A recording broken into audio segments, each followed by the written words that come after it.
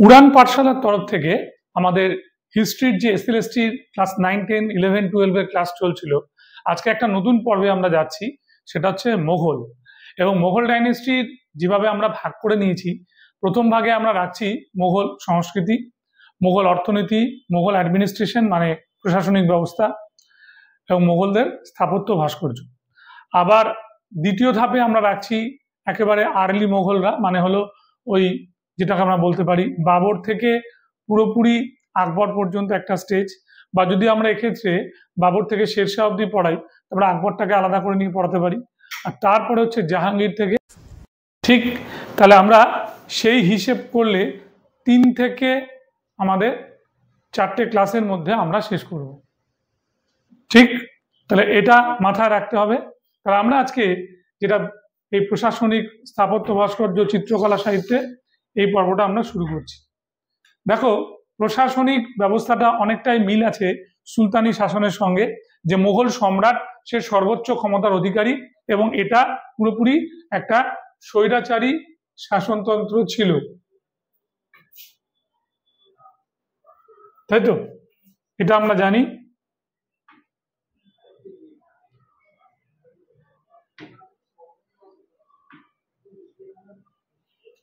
আচ্ছা, তাহলে এই যে স্বৈরাচারী শাসনতন্ত্রের কথা বললাম, যেটা আমরা আগে সুলতানি যুগেও দেখেছিলাম, এখানে আইন, বিচার ও শাসন তিনটি ক্ষেত্রেই মানে আমাদের মোগল বাদশাহ ছিলেন সর্বময় কর্তা।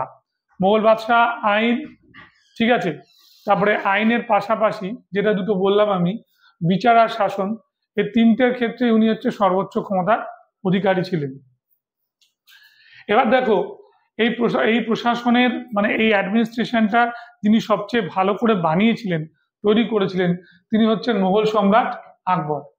তাহলে এই অর্থে বলতে গেলে যখন আমরা বাবর বা হুমায়ুনের ক্ষেত্রে দেখব, সেই অ্যাডমিনিস্ট্রেশনের স্ট্রাকচার ছিল না যেটা আকবর তৈরি করেছিল।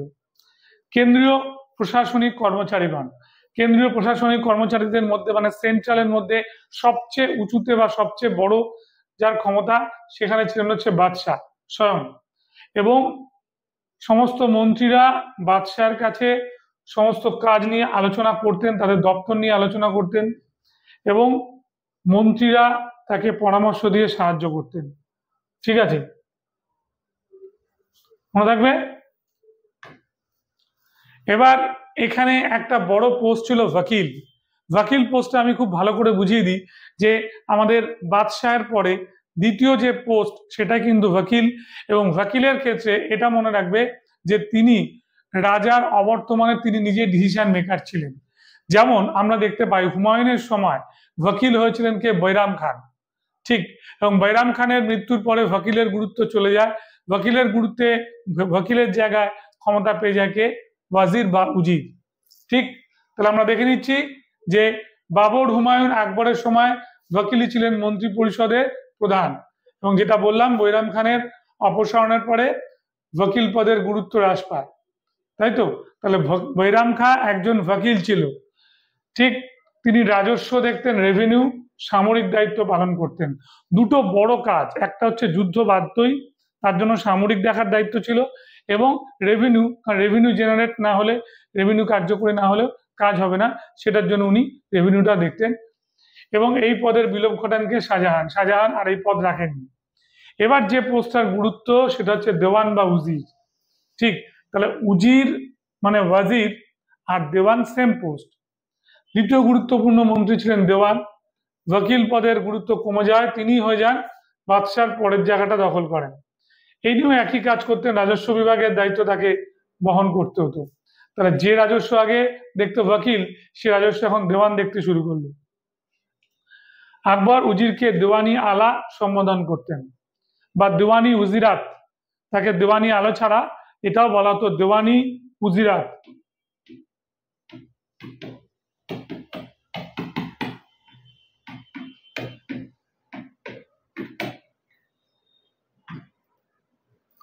মীর বখশি মোগল সামরিক প্রশাসন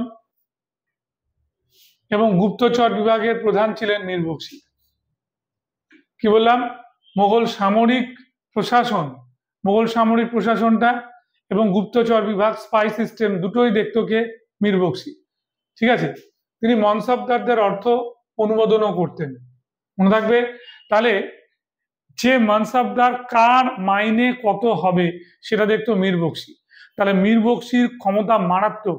সেটা হচ্ছে সেখানে স্বয়ং রাজা, স্বয়ং বাদশাহ এ দায়িত্ব নিচ্ছেন না, সেটা উনি নিচ্ছেন।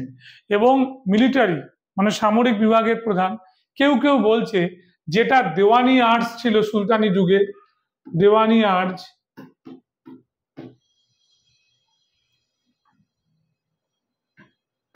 সেটাই নাকি পরবর্তীকালে মোগল যুগে হয়েছিল কি? মীর বখশি। দেখো, সামরিক প্রশাসন ছাড়া তার একটা বড় দায়িত্ব হচ্ছে গুপ্তচর মানে স্পাই, তাই তো, যেটাকে বলা হচ্ছে ইন্টেলিজেন্সি সিস্টেম। মানে তারা খবরাখবর সবকিছু নিয়ে আসতো এবং সেটা যাচাই করে তারা ব্যবহার করত। ঠিক। আচ্ছা, এবার আছে সদরুস সদর, যাকে প্রধান সদর বলি আমরা। ইনি হচ্ছেন আমাদের ধর্মীয় বিষয়, ধর্মীয় অনুদান রাষ্ট্রের প্রধান বিচারকের দায়িত্ব পালন করতেন। তাহলে ধর্মীয় বিষয়, ধর্মীয় অনুদান, সেটা হচ্ছে আমরা ইসলাম বহির্ভূত কিছু করছি কিনা, বা যদি আমাদের কোনো ভুলচুক হয় সেটা কতখানি ক্ষমার যোগ্য, সব ভিসা নিয়ে নিচ্ছেন কে? সদরুস সদর। এবং এটাকে এক্লারিস্টিক ডিপার্টমেন্ট বলে, এবং রাষ্ট্রের প্রধান বিচারকের দায়িত্ব পালন করছেন। যখন বিচারের জায়গাটা আসে সেইখানে প্রথম দায়িত্বটা নিচ্ছেন হচ্ছে সদরুস সদর।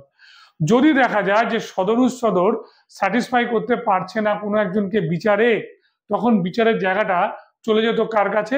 পুরোপুরি আমাদের বাদশাহকে অ্যাপ্রোচ করা হতো, বাদশাহকে বলা হতো, তো বাদশাহ দেখতেন। ঠিক। এবং তিনি উলেমাদের প্রধান, ধর্মীয় ব্যাপারে রাজার প্রধান পরামর্শদাতা। ঠিক, মনে থাকবে। তাহলে ধর্মীয় ব্যাপারে রাজার পরামর্শদাতা, আর যারা উলেমা রয়েছে উলেমাদের উনি কন্ট্রোল করছেন। তাহলে প্রশ্ন হচ্ছে উলেমা কারা? উলেমা এই শব্দটা তোমরা সুলতানি যুগে পেয়েছো, যারা ধর্মীয় ব্যাপারে তোমার নলেজ আছে যাদের, তাই তো। মির সামান, সেই সময় কারখানা তৈরি হয়েছিল, অস্ত্র কারখানা বলো, সেখানে বাসনপত্রের কারখানা তৈরি হয়েছিল, তারপরে বিল্ডিং মানে ভবন, রাস্তাঘাট এবং যে বিভিন্ন ভান্ডারগুলো মানে স্টোরেজ হাউসগুলো, সবের দায়িত্ব ছিলেন কে? মির সামান। ঠিক।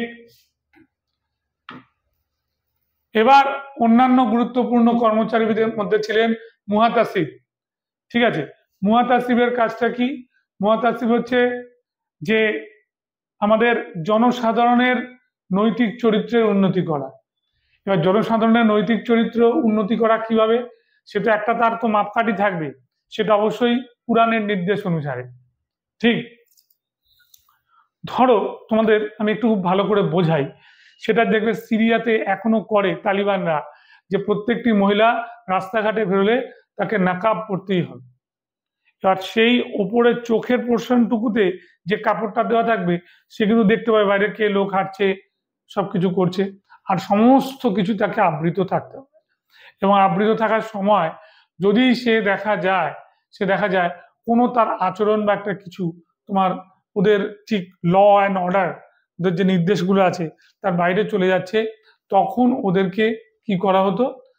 কখনো মারধর করা হতো, আবার কোনো ক্ষেত্রে মারধর না করলেও তাকে খেতে দেওয়া হতো না, একদিন বা দুদিন এরকম শাস্তি দেওয়া হতো।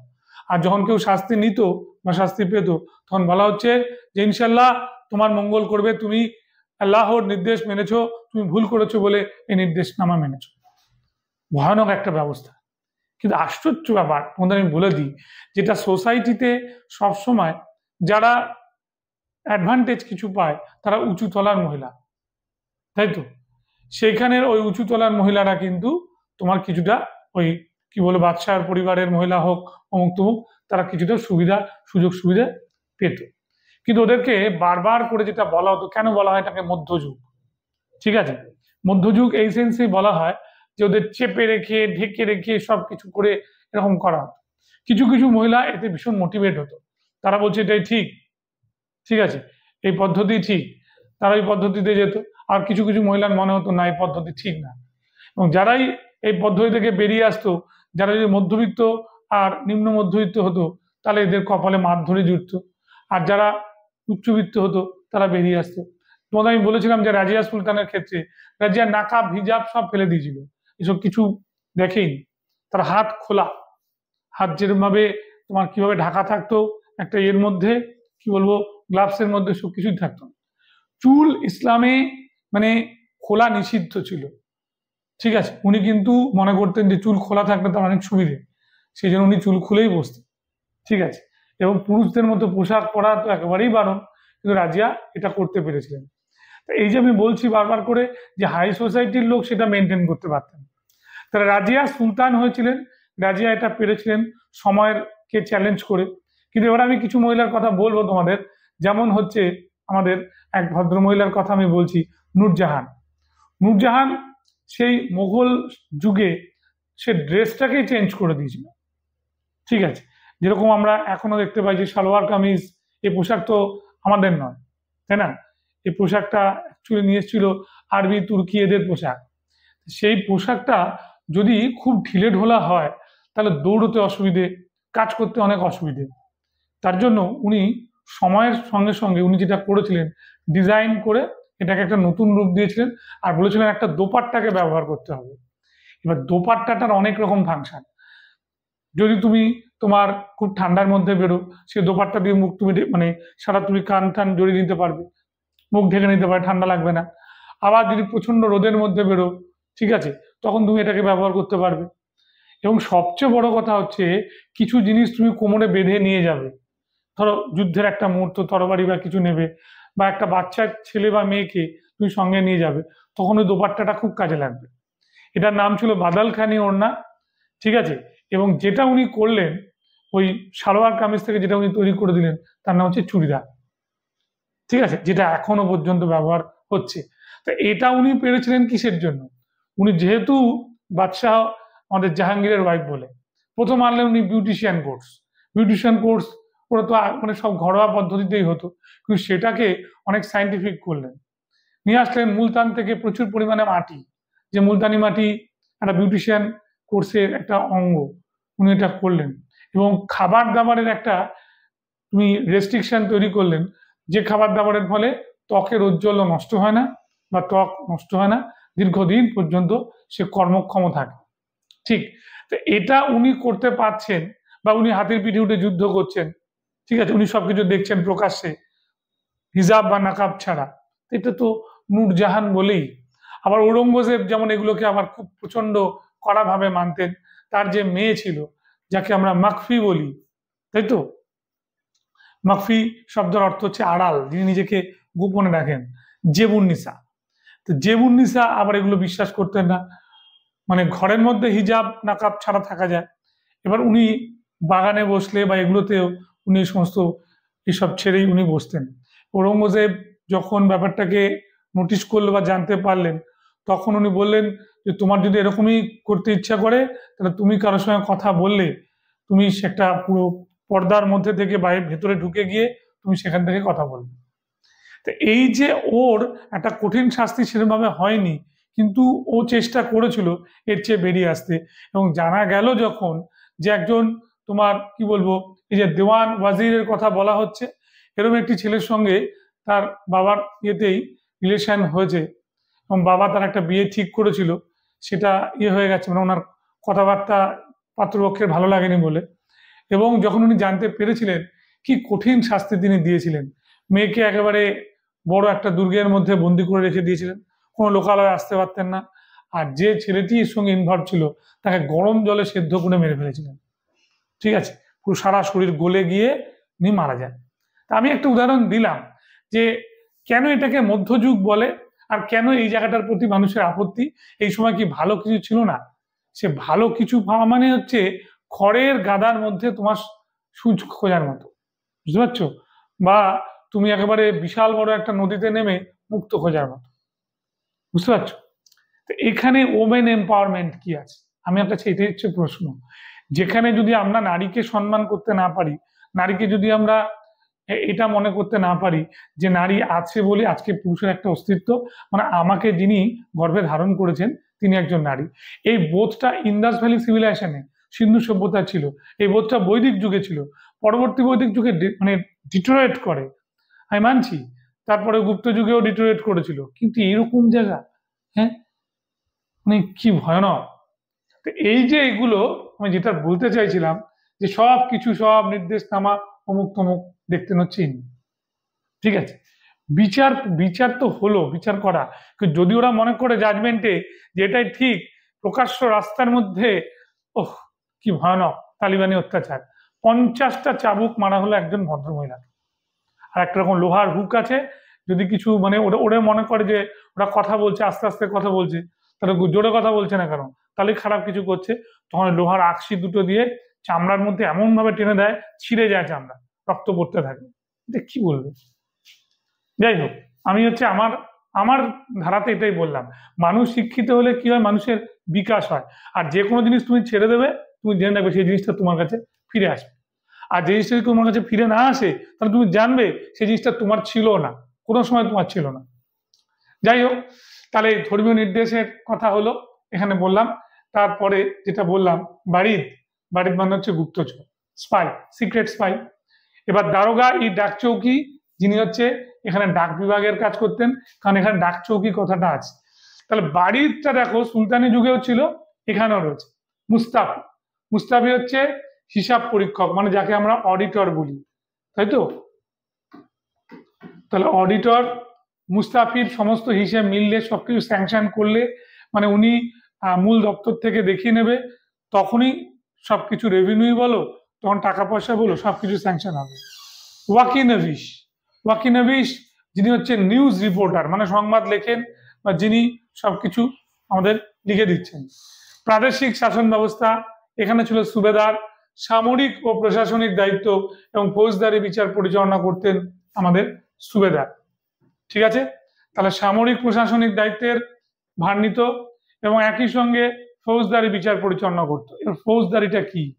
ফৌজদারি মানে হচ্ছে, জানবে ধরো ডাকাতি, খুন, ঠিক আছে, অ্যাটেম্প টু মার্ডার মানে খুনের চেষ্টা, এগুলো ফৌজদারি আইনে যেত। আর যেগুলো দেওয়ানি মামলা, দেওয়ানি মামলা হচ্ছে জমি সংক্রান্ত, ঠিক আছে। বেশ, দেওয়ান রাজস্ব বিভাগ দেখতো, রাজস্ব বিভাগের রেভিনিউ ডিপার্টমেন্টের সবচেয়ে বড় কর্মচারী, দেওয়ানি মামলা নিষ্পত্তি করতো, যেটা বললাম। সুবেদার করতো ফৌজদারি মামলা, আর দেওয়ানি মামলার বিচার করতে হচ্ছে দেওয়ান, ঠিক, জমি জমা সংক্রান্ত বিচার। এবার আকবরের সময় মোগল সাম্রাজ্য 12টা সুবায় বিভক্ত হয়েছিল, তারপরে তার সঙ্গে 3টি সুবা যোগ হয়ে হয়েছিল কত, 12 আর 3 15টা। জাহাঙ্গীরের সময় এটা 17 হয়ে যায়, মানে 15-র সঙ্গে দুটো যোগ হয়। শাহজাহানের সময় এটা হয় হচ্ছে আমাদের 19টা, 22টি হবে না, এটা 19টি হবে, ঠিক আছে। এবং ঔরঙ্গজেবের সময় আমাদের আরো দুটো বাড়লো, বেড়ে আমাদের হলো 21টা সুবা, ঠিক। তাহলে কি কি বাড়লো? একটা বিজাপুর আর একটা গোলকুন্ডা, ঠিক, এই দুটো বেড়ে গেল। তাহলে এটা শাহজাহানের সময় 19টা হলো, ঔরঙ্গজেবের সময় 19 আর 2 21টা হলো, ঠিক। এখানে +2টা মুছে দিলাম। বেশ, এবার দেখো এখানে তোমাকে ভালো করে একটু জানতে হবে, সেটা হচ্ছে যে সুবা বাড়লে সুবিধাটা কি ছিল? জায়গা বাড়তো, তাহলে জাগিরদারদের ক্ষমতাও বাড়তো।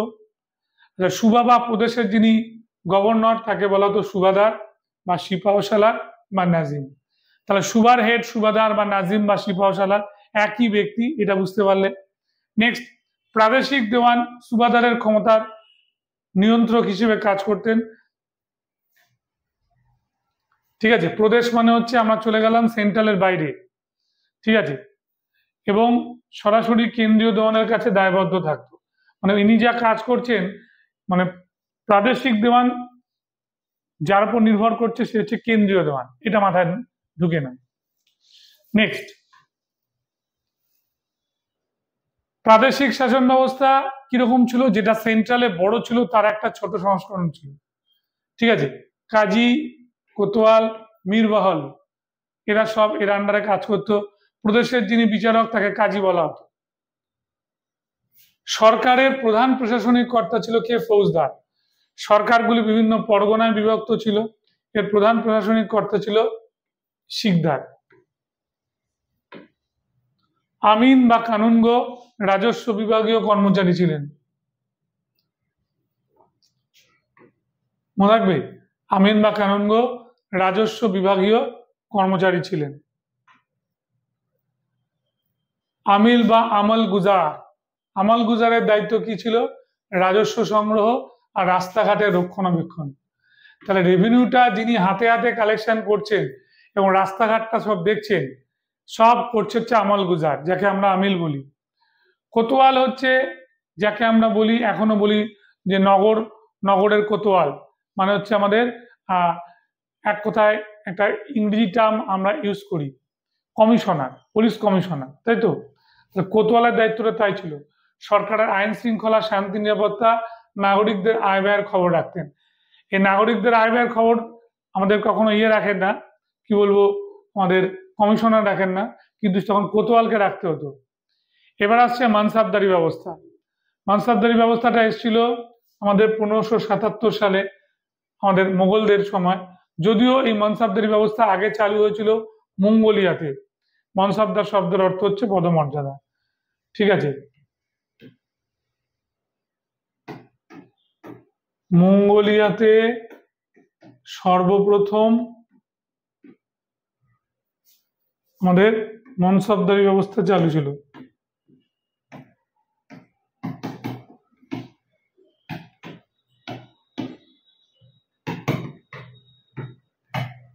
ঠিক আছে, তাহলে এই মঙ্গোলিয়া থেকে কথাটা এসছে। হ্যাঁ, মানসাবদারি ব্যবস্থা। আইনি আকবরীতে মানসাবদারিদের 66টা স্তরের কথা বললেও বাস্তবে 33টা স্তরই আমরা পেয়েছিলাম। মানসাবদারদের সংখ্যা শুরু হতো 10-10-এর পরই হয়ে যেত সেটা 100, তারপরে একটা জায়গা ছিল অভিজাতদের মধ্যে 500 করা হতো। এবার অভিজাতরা 500-র বেশি হতো না, কিন্তু রাজপুরুষরা যারা যুদ্ধ করত 500-র উপর মানসাবদার পেতেন। একজন মানসাবদার জাট ও সওয়ার পদের অধিকারী হতেন। জাট আর সওয়ার, জাট কি জিনিস? মানসাবদারের ব্যক্তিগত পদমর্যাদা মানে জাট, যে ইনি মানসাবদার, তাহলে ইনি একজন জাট। কিন্তু এবার মানসাবদারের অধীনে কত সৈন্য আছে, কিরকম সৈন্য? আমরা অশ্বরোহী সৈন্য, তাহলে সে হবে সওয়ার। তাহলে অমুক ভদ্রলোক যাকে দেখতে পাচ্ছেন তার আন্ডারে 1000 সৈন্য আছে, ঠিক আছে? তাহলে 1000 অশ্বারোহী সৈন্য আছে, তাহলে 1000 অশ্বারোহী সৈন্যের অধিকারী তিনি, তাহলে তিনি হচ্ছেন কি? আমাদের সওয়ার। সাম্রাজ্যের এই প্রথা বংশানুক্রমিক প্রথমে একেবারেই ছিল না। মানসাবদারদের নিয়োগ করা, পদোন্নতি, পদচ্যুতি সব করতে হচ্ছে সম্রাট। শ্রেণী বিভাগ আর বেতন কাঠামো যেটা ছিল, আকবরের আমলে 7000 মানসাবদার ছিল। মির্জা আজিজ কোকা, রাজা মানসিং, চিনকুলিচ খা, টোডরমল, এরা সবাই আমাদের কি হয়েছিল? 7000 মানসাবদারের মধ্যে পড়েছিল। এর মধ্যে রাজা মানসিং হচ্ছে সবচেয়ে ইম্পর্টেন্ট পোস্ট। ঠিক আছে, 3টে পদের উল্লেখ পাওয়া যায়। 500 হচ্ছে জাট বা তার নিচে আমির। আমির হচ্ছে 500 থেকে বেশি, কিন্তু 2500-এর, মানে 500 থেকে 2500-এর মধ্যে, 2500 পেরোতে পারবে না, সে আমির। আর আমির উমদা 500-র উপরে। ঠিক আছে, মনে রাখবে দুভাবে বেতন দেওয়া হতো। নগদ, এদের বলতো নগদি, মানসাবদারি নগদি, ডাইরেক্ট ক্যাশ টাকা দেওয়া হতো। আর জায়গির বা জমি দিয়ে, এদের বলতো জাগিরদার। তাহলে মনসবদার, তাহলে সব জায়গিরদারি মনসবদার, মনে থাকবে, সব জায়গিরদারি মনসবদার।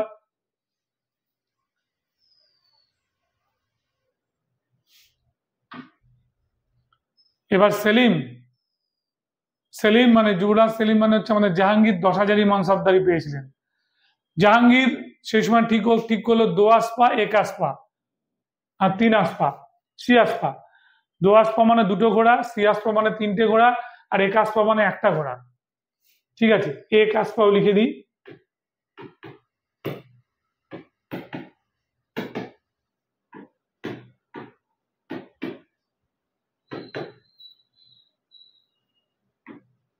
একটি ঘোড়া, ঠিক আছে।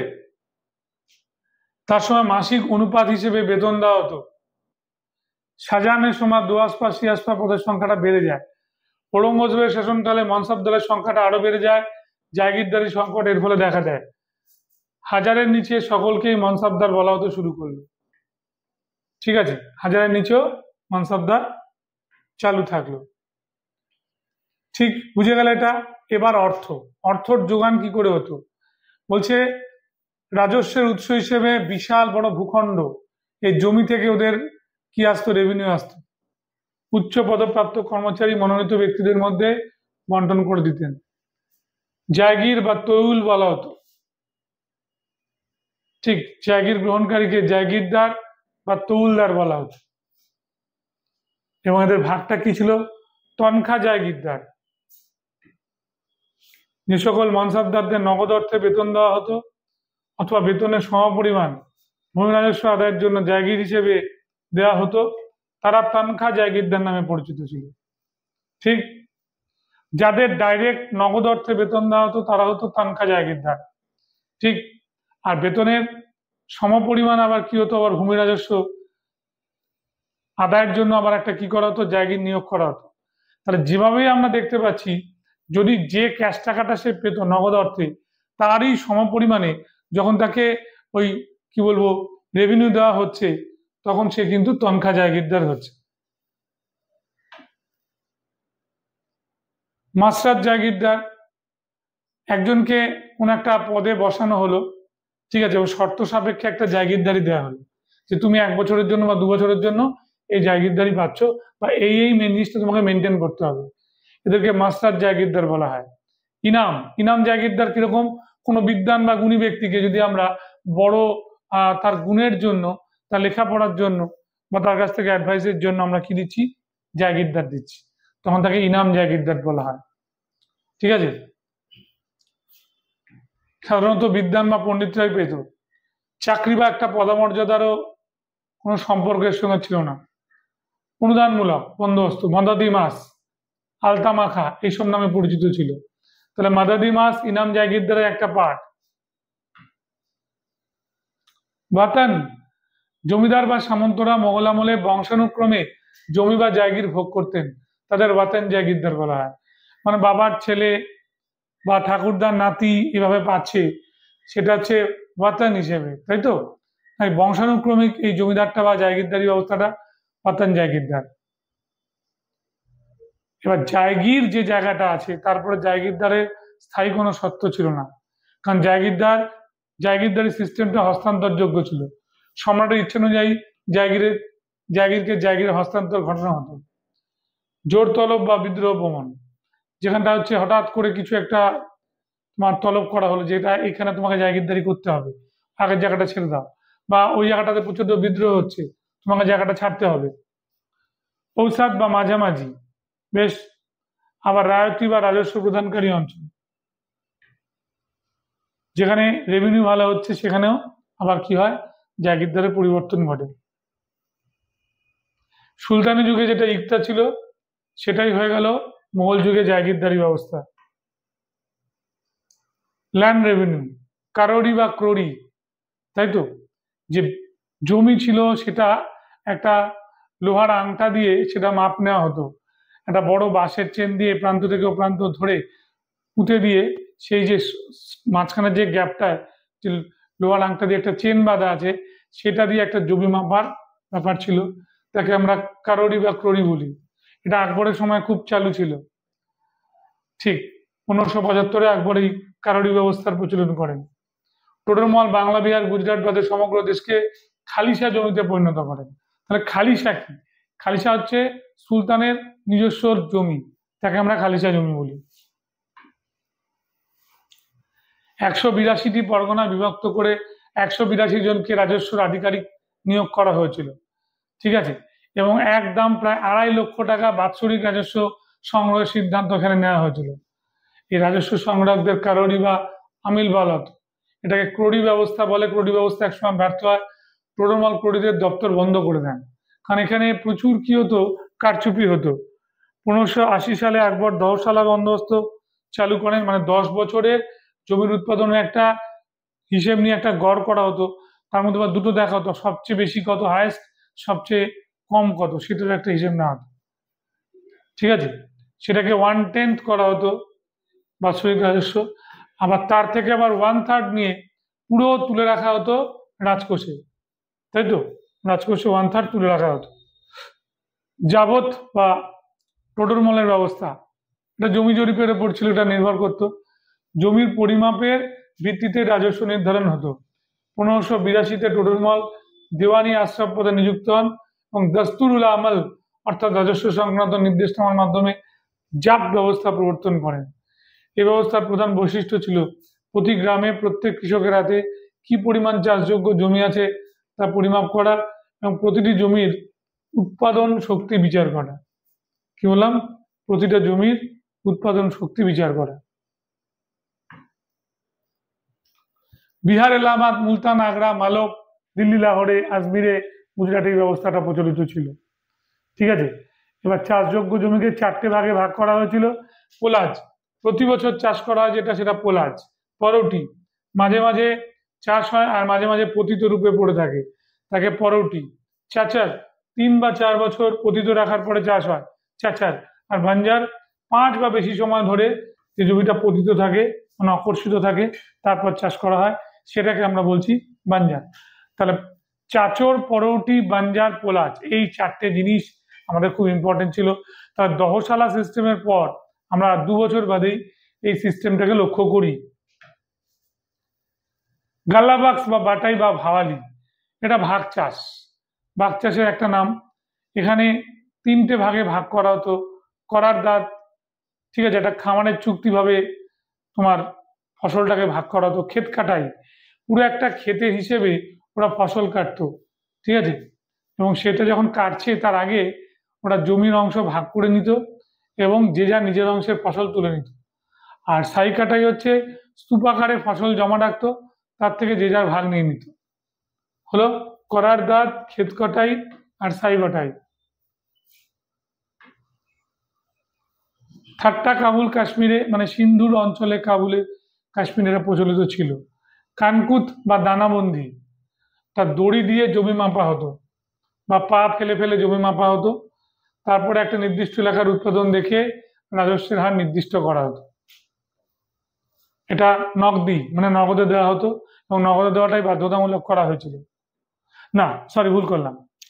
এটা হচ্ছে কানকুত, যেহেতু ওরা ডাইরেক্ট নগদে দিতে না, নগদে দেওয়া যাবে না, এটা তোমাকে রেভিনিউ হিসেবে দিতে হবে। মানে তুমি যদি পারো তুমি দিলে নগদ, না পারলে রেভিনিউ।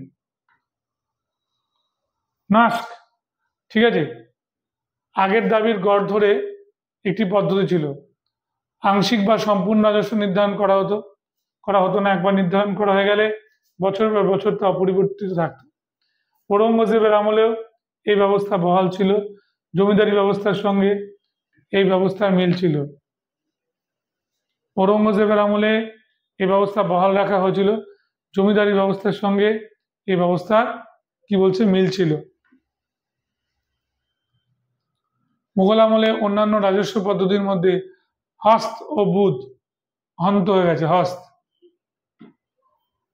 বা হস্তবাদ, আমলি খেওয়াত, আমলি জিসি, সার্ভাস, ওয়াইসি, নাকদি ছিল। তেমন ইম্পর্টেন্ট না, মুঘল স্থাপত্য ভাস্কর্য, এটা একটু ভালো করে পড়তে হবে। আদান প্রদান হয়, তার মধ্যে পারসিক শিল্পরীতি এখানে ঢুকেছিল, ঠিক আছে, যেমন বাবরের সময় কাবুলিওয়াগ মসজিদ, পানিপথে আছে, সাম্বলের মসজিদ রোহিলখণ্ডে, হুমায়ুনের সময় দিনপানা শেরশাহ এটা ধ্বংস করে দিয়েছিল, আগ্রা ফাতেহাবাদের মসজিদ ছিল এবং হুমায়ুনস টুম বিখ্যাত ছিল, হুমায়ুনের সমাধি।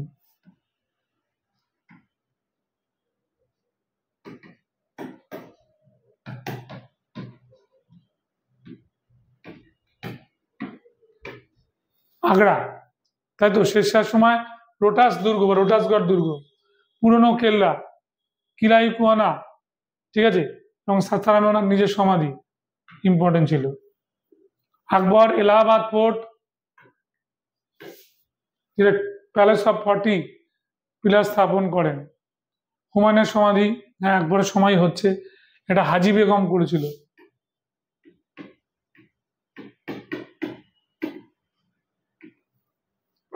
আগ্রা দুর্গ এবং কয়েকটি গুরুত্বপূর্ণ প্রাসাদ যেমন দেওয়ানিয়াম, দেওয়ানি খাস, জাহাঙ্গীরি মহল, আকবরী মহল, এটা তৈরি হয়েছিল। ঠিক লাহোর দুর্গ, আটক দুর্গ, তারপর হচ্ছে আমাদের কি বলে হাতিপোল বা হারুন মিনার।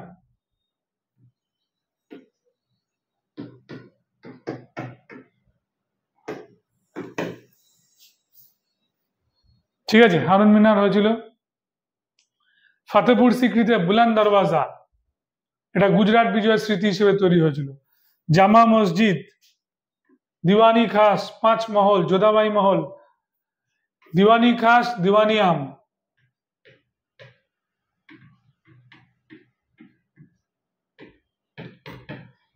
দুটোই হচ্ছে আগ্রা।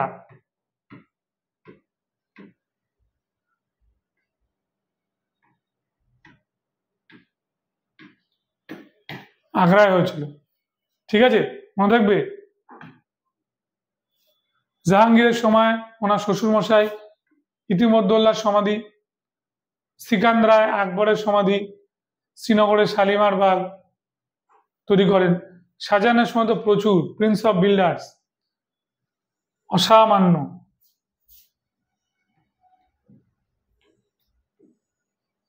পৃষ্ঠপোষক ছিলেন, তার আমলকে বলা হয় মুঘল শাসনের সুবর্ণ যুগ। তাজমহল আগ্রা, মতি মসজিদ আগ্রা ফোর্টে আছে, শাহজাহানবাগ দিল্লি, জামা মসজিদ দিল্লি, জাহাঙ্গীরের সমাধিস্তম্ভ শাহদারা লাহোর, ময়ূর সিংহাসন লাহোর, শ্রীনগরের উদ্যান। ময়ূর সিংহাসনটা কোথায় ছিল? দিওয়ানি খাসে ছিল, লালকেল্লা, এবং তার সঙ্গে আবার দিওয়ানি আম, দিওয়ানি খাস।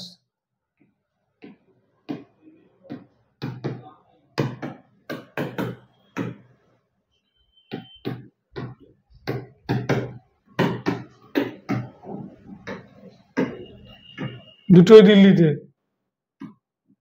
আর কি বললাম, দিওয়ানি খাসে থাকতে হচ্ছে ময়ূর সিংহাসন।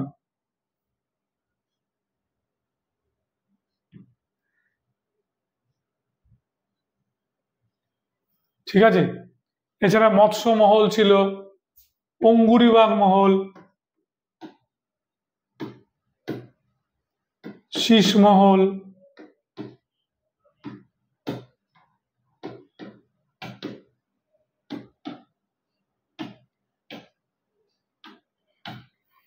মনে থাকবে। ঔরঙ্গজেবের সময় মার্বেলের মসজিদ ছিল লালকেল্লা দিল্লিতে, বেনারসের বিশ্বনাথ মন্দিরের ধ্বংসস্তূপের উপর নির্মিত মসজিদ বাদশাহী মসজিদ ছিল লাহোরে। ঠিক, এবং অবশ্যই ছিল তার ছেলে করেছিল আজম, সেটা হচ্ছে বিবিকা মাকবারা।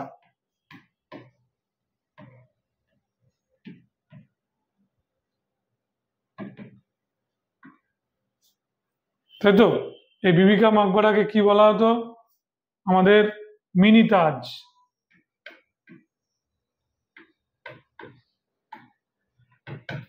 বা তাজমহল অফ সাউথ ইন্ডিয়া, তাই তো, ঔরঙ্গাবাদে আছে। ছবি দেখো, চিত্রশিল্পটা যদি বলতে হয় খুব খ্যাতি লাভ করেছিল, তাহলে আমাদের কাছে চলে আসবে যে নামটা, সেটা হচ্ছে আমাদের বাবরের সময়, ঠিক বলবো না, বাবরের বোধ ছিল হুমায়ুনের সময়। পারসিক দুজন চিত্রশিল্পী হুমায়ুন নিয়ে এসেছিল। একজন হচ্ছে আমাদের কি বলবো, ওই ওরা দুজনই থাকতো এর কোর্টে, তহমাস্পের কোর্টে, কিন্তু তহমাস তাদেরকে রাখেনি। ঠিক আছে, এবং এই যে এই দুই চিত্রশিল্পী আমাদের আকবরকে একজন ছবি আঁকা শিখিয়েছিল, এবং ওদের দিয়েই মোগল কারখানা শুরু হয়। ঠিক আছে, ধর্মীয় সহিষ্ণুতা নীতি চিত্রশিল্পের প্রভাব বিস্তার করেছিল। পারসিক, ভারতীয় পারসিক নীতির একটা সংমিশ্রণ হয়েছিল, হিন্দু মুসলিম নীতির সমন্বয় ঘটেছিল। জাহাঙ্গীর আর শাহজাহানের সময় এটা কিন্তু বজায় ছিল। সঙ্গীতেও হয়েছিল এটা। মিয়া তানসেন সবচেয়ে ভালো সঙ্গীত শিল্পী ছিলেন। ঠিক আছে, এবং মিয়া তানসেন, তার রামতনু পান্ডে আসল নাম ছিল, উনি মিয়াকা মালাহার, আর একটা হচ্ছে রাগ দীপক।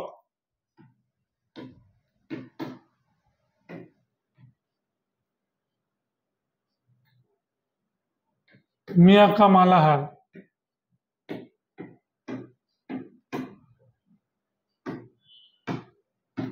ভালো গাইতেন। বাবরের চিত্রশিল্পীরা, হ্যাঁ, পারসিক চিত্রশিল্পীরা বাবরের আত্মজীবনী বাবরনামাতে ছবি এঁকেছিল।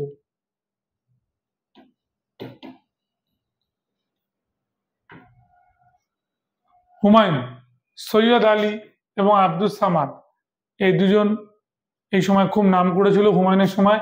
এই যে আব্দুস সামাদ আর সৈয়দ আলী, এরাই কিন্তু মোগল চিত্রশিল্পের কারখানা খুলেছিল। ঠিক আছে, এদের দিয়ে সূত্রপাত, এবং এরা ছিল হচ্ছে তহমাসপের দরবারে পারসিক শিল্পী।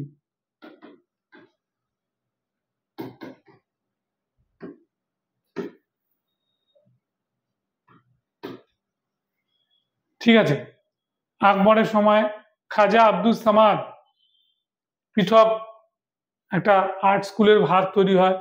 ফতেপুর সিক্রির প্রাসাদের গায়ে এখানে চিত্রগুলো আঁকা হয়েছিল। 17 জন চিত্রকর ছিলেন, যাদের মধ্যে 4 জন মুসলমান, বাকিরা হিন্দু। মুসলিম চিত্রকরদের মধ্যে ছিলেন আব্দুস সামাদ, ফারুক বেগ, খসরু, কৌল, জামশেদ। হিন্দুদের মধ্যে হচ্ছে বাসওয়ান, ঠিক আছে, জগন্নাথ, কেশুলাল, হ্যাঁ, সানোয়ার দাস বিখ্যাত আর্টিস্ট ছিল। রামায়ণ মহাভারত, পারসিক গল্প, আরব রজনীর গল্পগুলো এখানে চিত্রায়িত হয়েছিল। এবং আরব রজনীর গল্পের মধ্যে বিশেষ করে সিন্দাবাদ নাবিক চলেছে জাহাজে, তারপর আলাদিনের আশ্চর্য প্রদীপ ঘষছে হচ্ছে আলাদিন। ঠিক আছে, এই ছবিটা। আর এখানে মহাভারত থেকে হচ্ছে পাশা খেলায় হেরে গেছে দুর্যোধন, যদুগৃহে আগুন লাগানো হয়েছে, কুন্তী তার ছেলেদের নিয়ে বেরিয়ে আসছে, এই ছবিটা।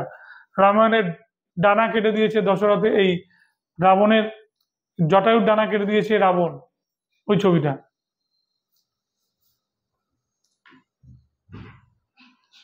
জাহাঙ্গীরের আগা রাজাকে বা আগারিজা,